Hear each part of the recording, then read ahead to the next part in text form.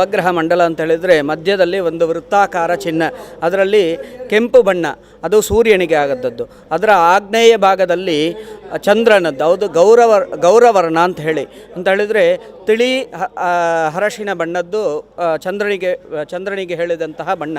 ಅದರಲ್ಲಿ ಚಚ್ಚೌಕವಾದಂತಹ ಚಿಹ್ನೆ ಅಂತ ಹೇಳಿದರೆ ಚಂದ್ರನಿಗಾದಂತಹ ಚಿಹ್ನೆ.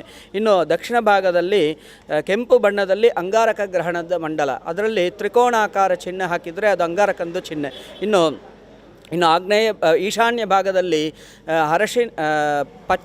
ಹಸಿ ಪಚ್ಚೆ ಬಣ್ಣದಲ್ಲಿ ಬುಧನಿಗೆ ಆದಂತಹ ಮಂಡಲ, ಅದು ಈಶಾನ್ಯ ಭಾಗದಲ್ಲಿ ಬರ್ತದೆ. ಅದರಲ್ಲಿ ಬಾಣಾಕಾರ ಚಿಹ್ನೆ ಇದ್ದದ್ದು ಬುಧನಿಗೆ. ಇನ್ನು ಉತ್ತರ ಭಾಗದಲ್ಲಿ ಅರಶಿನ ಬಣ್ಣದ್ದು ಬೃಹಸ್ಪತಿ ಗ್ರಹಣಿಗೆ, ಅವನಿಗೆ ದೀರ್ಘ ಚತುಷ್ಕೋಣ ಅಂತ ಹೇಳಿ, ದೀರ್ಘ ಚತುರಶ್ರ ಅಂತ ಹೇಳಿ, ಉದ್ದವಾದಂತಹ ಚೌಕ.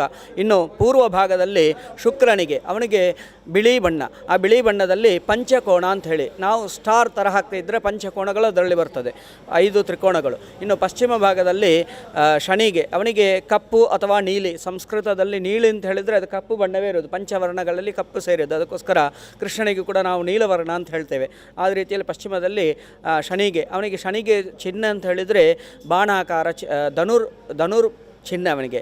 ಇನ್ನು ಶನಿಯ ಪಕ್ಕದಲ್ಲಿಯೇ ಅಂತ ಹೇಳಿದರೆ ಆದಿತ್ಯನ ನೈಋತ್ಯ ಭಾಗದಲ್ಲಿ ಶೂರ್ಪಾಕಾರ ಚಿಹ್ನೆ, ಅವನಿಗೆ ಕಪ್ಪು ಬಣ್ಣವೇ, ರಾಹುಗೆ ಅದಕ್ಕೆ ಶೂರ್ಪಾಕಾರ ಚಿಹ್ನೆ ಅಂತ ಹೇಳಿದರೆ ನಾವು ತಟ್ಪೆ ಅಂತ ಹೇಳ್ತೇವೆ, ಅದರಲ್ಲಿ ರಾಹುವಿಗೆ. ಇನ್ನು